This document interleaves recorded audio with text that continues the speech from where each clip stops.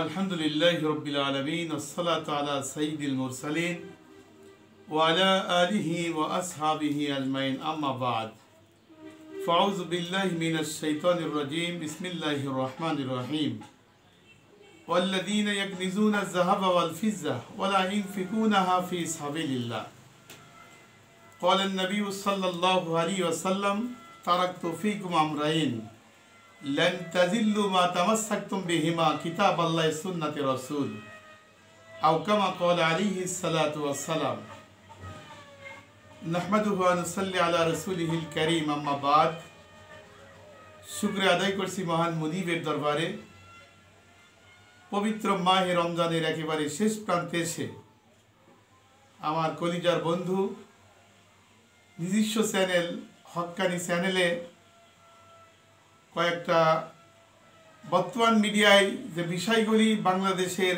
জনমুসলিমের হৃদয়ে একটা ফিতনা তৈরি হচ্ছে সেই বিষয় নিরসন করে জনগণ যাতে উন্মুক্তভাবে ইবাদত বন্দেগী করতে পারে সেই বিষয় কথা বলা জরুরি মনে করেই আজকে আমি মিডিয়ায় উপস্থিত হয়েছি।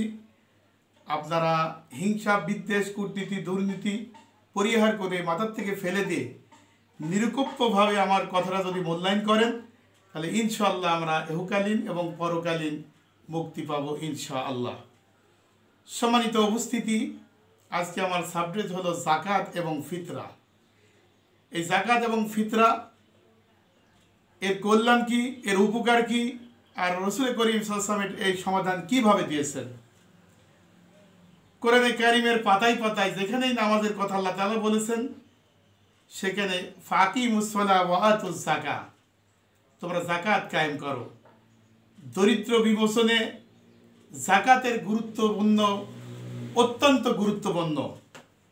যাকাত ভিত্তিক অর্থনৈতিক যদি আমাদের দেশে চালু হয়ে যেত তাহলে পরস্পর ধনী এবং গরিবদের ভিতরে যে প্যাচির, যে সম্পর্কর ঘাটতি, আমি আশা করি এই সম্পর্কর ঘাটতি বিলুপ্তি হয়ে ওয়াতাসিমু বিহাবলিল্লাহ, আল্লাহর যে টার্গেট সমস্ত মুসলিম উম্মাহ এক প্ল্যাটফর্মে আসবে।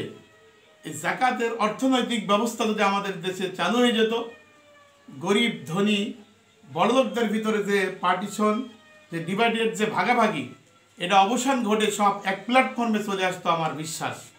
সম্মানিত ভাইরা, যাকাত এবং ফিতরা রাসূল করিম সাল্লাল্লাহু আলাইহি ওয়াসাল্লাম হযরত ওমর থেকে বর্ণিত, প্রত্যেক গোলাম, আজাদ, পুরুষ, নারী, প্রাপ্তবয়স্ক, অপ্রাপ্তবয়স্ক মুসলিমের উপর রাসূল সাল্লাল্লাহু আলাইহি ওয়াসাল্লাম সাদকাতুল ফিতর হিসাবে খেজুর হোক অথবা জব হোক এক সা পরিমাণ আদায় করা ফরজ করেছেন এবং লোকজনের ঈদের সালাত বের হওয়ার পূর্বেই তা আদায় করার নির্দেশ দিয়েছেন।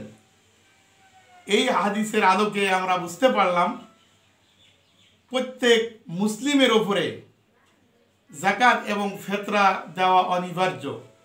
তো এক নম্বর বিষয় হলো বাংলাদেশের তথাকথিত কিছু শায়েখ, তারা বলতেছেন যে হুবহু আমার রাসূল যে ফিতরা দিয়েছেন, আটা দিয়েছেন, জব দিয়েছেন, খেজুর দিয়েছেন, পনির দিয়েছেন, এইটাই দিতে হবে। চাউল অথবা নগদ অর্থ যদি কেউ যাকাত দেয় তার যাকাত আদায় হবে না। আমার বন্ধুর প্রতি আমি দৃষ্টি আকর্ষণ করছি, ভৌগোলিক পার্থক্য আমার আল্লাহ তাআলা করেছেন। আমাদের দেশ থেকে 3 ঘন্টার ঊর্ধ্বে ডিফারেন্স সৌদি আরব। রাসূল করিম সাল্লাল্লাহু আলাইহি ওয়াসাল্লাম বলেন, ইজা রাআইতাল হিলাল, তোমরা চাঁদ দেখে রোজা রাখো, চাঁদ দেখে রোজা ভাঙো। আমার শাইখের কাছে আমার আবদার, সৌদি আরবের জমিনে চাঁদ দেখার পরও বাংলাদেশে কেন 24 ঘন্টা ওয়েট করা হয়, 24 ঘন্টা পরে কেন রোজা রাখা হয়? তাহলে বোঝা যায় ভৌগোলিক ব্যাপার স্যাপার যেটা পার্থক্য, যেটা আল্লাহ পাক করেছেন সেই অনুপাতে আপনার জীবনযাপন করলে কোনো ফিতনা হবে না। আমরা ইফতার করার পরও নবীজি বলেছেন ইহুদিরা দেরি করে ইফতার করে আর মুসলমান তাড়াতাড়ি ইফতার করে। আমরা ইফতার করার পরও 3 ঘন্টা পরে সৌদি আরব ইফতার করে। এটা ভৌগোলিক সময় রেখা আল্লাহ তাআলা এক দেশ আরেক দেশের মধ্যে তাফরিক করেছেন। শুধু তাই নয়, সম্মানিত ভাইরা, সৌদি আরবে আমি নিজে গেছি এবং দেখেছি বিবাহর পরে খেজুর ছিটিয়ে দেয়, খেজুর ছিটিয়ে দেওয়া সুন্নাত। আমরা বাংলাদেশের প্রেক্ষাপটে আষাঢ় মাসে বৃষ্টির দিনে অনেক বিয়ের সম্মুখীন হই, ওই জায়গায় যদি খেজুর খুরমা ছিটিয়ে দেওয়া হয় তাহলে জনগণ সমস্যার সম্মুখীন হবে। তাহলে স্থানকাল পাত্রভেদ, আমাদের দেশে চাউল এবং নগদ অর্থটাই আমরা সবথেকে বেশি আকারে এই অঞ্চলে চলে। অতএব আমাদের দেশের জনগণ রসুলের ওই হাদিসকে সামনে নিয়ে যদি নগদ অর্থ এবং আটা চাউল ইত্যাদি জনগণের ভিতরে বিতরণ করে তারই কোনো সমস্যা নাই, ইনশাল্লাহ তাদের ফিতরা আদায় হয়ে যাবে, এর মধ্যে কোনো সন্দেহ নাই। আল্লাহর জমিনে আল্লাহর দ্বীন প্রতিষ্ঠা করা ফরজের ওপরে ফরজ। এদেশে জিনা ব্যভিচার সুদ ঘুষ অন্যায় পাপাচার মানুষ গুনার ভিতরে সাগরে সাঁতার কাটতেছে, সে বিষয়ে আপনাদের কোনো ফতোয়া নাই। ফতোয়ার সামান্য বিষয়কে কেন্দ্র করে আজকে মসজিদে মানুষ একটু শান্তিপ্রিয় হয়ে সালাত আদায় করতো, সেটাও আপনারা হাত দিয়েছেন। এই জন্য আপনাদের প্রতি দৃষ্টি আকর্ষণ, এমন বক্তব্য দেবেন না যেই বক্তব্যের মাধ্যমে জাতির ভিতরে ডিভাইডেড হবে, ভাগাভাগি হবে, এরকম বক্তব্য জাতি আপনাদের কাছে আশা করে না। 1 নম্বর, সম্মানিত ভাইরা, জাকাত এবং ফিতরা কেন দেব? জাকাত এবং ফিতরা কুরআন এবং সুন্নাহর আলোচনা করে আমরা জানতে পেরেছি এটা আল্লাহর হুকুম। প্রত্যেক নরনারী মুসলমানের উপরেই জাকাত এবং ফিতরা দিতে হবে। ফিতরা যদি না দেওয়া হয় ইহকালীন এবং পরকালীন শাস্তির ব্যাপারে অনেক বিষয় কোরআন হাদিসের মধ্যে উল্লেখ আছে, সে বিষয় সময় পেলে বিস্তারিত আলোচনা করা হবে ইনশাআল্লাহ। 1 নম্বর, জাকাত ফিতরা এই জন্যই দিতে হবে, জাকাত ফিতরা আল্লাহর হুকুম, আর আল্লাহর হুকুম মানতে এদিক ওদিক করার কোনো সুযোগ নাই। আল্লাহ যেখানে হুকুম করেছেন জাকাত ফিতরা দিতেই হবে, এখানে কোনো প্রশ্ন নেই। জাকাত ফিতরা যাদের ওয়াজিব নিসাব পরিমাণ সম্পদ হয়েছে তাদের জাকাত ফিতরা দিতেই হবে। নাম্বার 2, আমার ভাইরা, কিয়ামতের ময়দানে নবীজি বলেছেন আউয়ালু মা ইউহাসাবু বিহিল আবদু ইয়াউমাল কিয়ামাতিস সালাহ। কিয়ামতের ময়দানে, হাসরের ময়দানে কবর থেকে শুরু করে প্রত্যেকটা বান্দা বান্দিকে 8টা প্রশ্নের সম্মুখীন হতে হবে আল্লাহর দরবারে। তার মধ্যে 1 নম্বর প্রশ্ন থাকবে নামাজের প্রশ্ন। এই নামাজ সম্পর্কে বান্দা বান্দির ফরজ নামাজের হিসাব দেওয়া হবে, সুন্নাত নফলের হিসাব নেওয়া হবে না, সুন্নাতে মুআক্কাদা গায়রে মুআক্কাদার হিসাব নেওয়া হবে না। তাহলে বোঝা যায় এই ফরজের হিসাব নেওয়া হবে। বান্দার যদি ফরজের মধ্যে কোনো ঘাটতি থাকে, ত্রুটি থাকে, বান্দা বান্দির জীবনে যদি কোনো নফল ইবাদত থাকে, সেটা অ্যাড করে যোগ করে কিয়ামতের ময়দানে বান্দাকে পার করে দেওয়া হবে। জোরে জোরে বলুন সুবহানাল্লাহ। নাম্বার 2, ফিতরা যাকাতের মাধ্যমে এই কঠিনতম ইবাদত, যত ইবাদত বন্দিগি আছে সব থেকে কঠিন বিরতিহীন রোজা সাধন করা, রোজা রাখা। কারণ এর মধ্যে কোনো ত্রুটি বিচ্যুতি করা যায় না।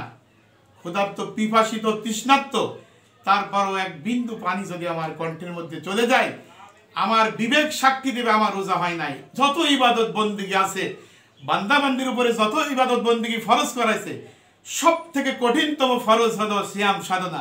এই জন্য সিয়াম সাধনার প্রতিদান কোনো ফেরেশতা দেবে না, কোনো নবী রাসূলের হাতে আসবে না, সরাসরি এর প্রতিদান দান করবে স্বয়ং আল্লাহ। এই জন্য আল্লাহর প্রিয় বান্দা বান্দি এত কঠিনভাবে সিয়াম সাধনা করেছে, তারপরও আমরা অনেক ত্রুটি বিচ্যুতি করে ফেলি। প্রত্যেক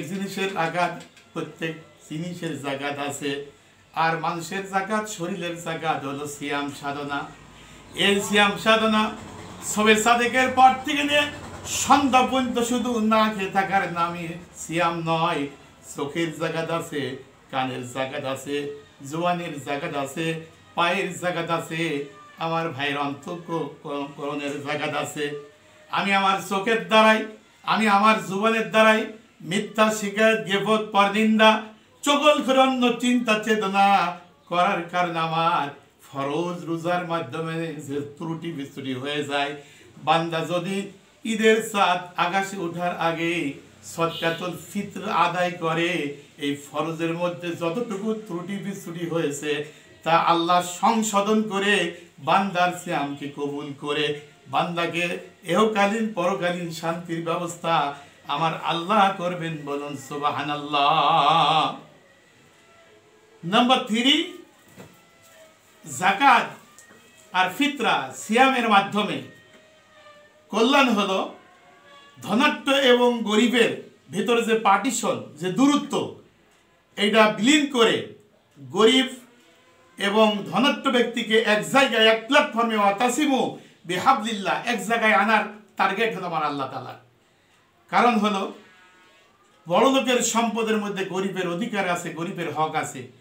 গরিবের প্রয়োজন আছে বড় লোকদের, আবার গরিবের প্রয়োজন আছে বড় লোকদের।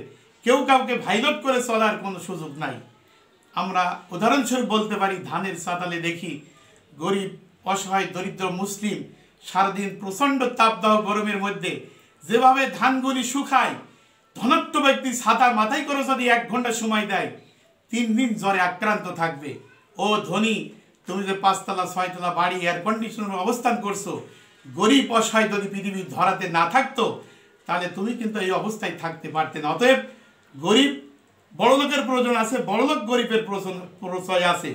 এই যাকাত ঠিকভাবে আদায় না করার কারণে, যাকাত এবং ফিতরার টাকা সঠিকভাবে না দেওয়ার কারণে গরিব আর ধনাঢ্য ব্যক্তির মধ্যে যে ভাগাভাগি, যে পার্থক্য, ঠিকভাবে যদি বান্দা ফিতরা আদায় করে, যাকাত আদায় করে, গরিব আর ধনাঢ্য ব্যক্তির ভিতরে মহব্বত এবং বন্ধুত্বের সেতুর একটা বন্ধন হবে।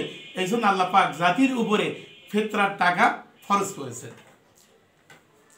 4 নম্বর, যাকাত এবং ফিতরার মাধ্যমে বান্দার ইজ্জত আল্লাহ তাআলা বাড়ায় দেয়। 5 নম্বর, ফিতরা এবং যাকাতের মাধ্যমে বান্দার ধনসম্পদ আল্লাহ তাআলা পুত পবিত্র করেন।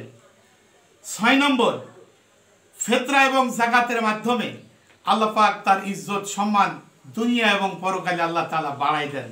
কারণ রাসূল করিম সাল্লাল্লাহু আলাইহি সাল্লাম বলেন, খয়রুন নাস ওয়া মান ইয়ানফাউন নাস, তিনিই উত্তম মানুষ যিনি মানুষের কল্যাণে কাজ করেন। এই জন্য আমরা যদি যাকাত ফিতরা আদায় করি, প্রাকৃতিক সকল দুর্যোগ থেকে আল্লাহ তাআলা আমাদের হেফাজত করবেন। পক্ষান্তরে যাকাত এবং ফিতরার মাধ্যমে সম্মানিত ভাইরা আমরা দুনিয়ায় সম্মান পাবো, পরকালে সম্মান পাবো। আর 8ম নম্বর হল আল্লাহ পাক আপনার হায়াত দারাজ করে দেবেন।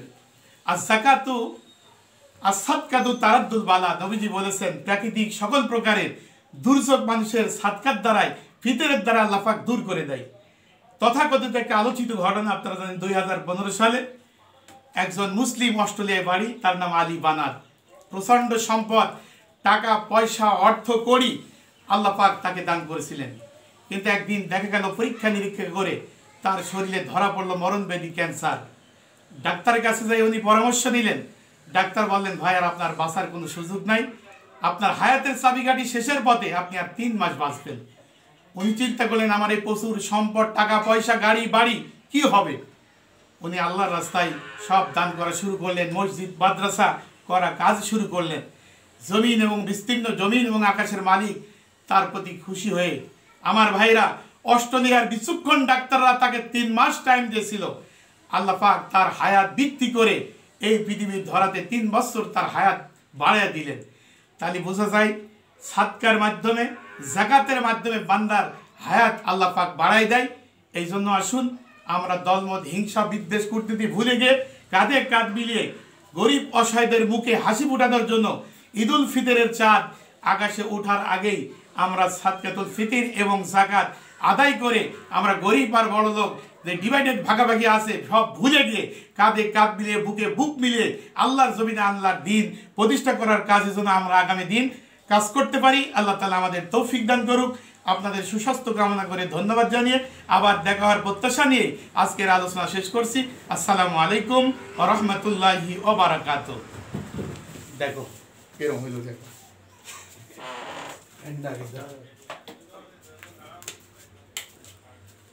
দেখছেন, আশা করা হয়নি, তার সাথে বেশি হয়েছে। বিষয় ভিত্তিক আমার আলোচনা আমি বহুত পুরস্কার পাইছি, বহুত। মুফতি অক্কা সাহেব, বড় বড়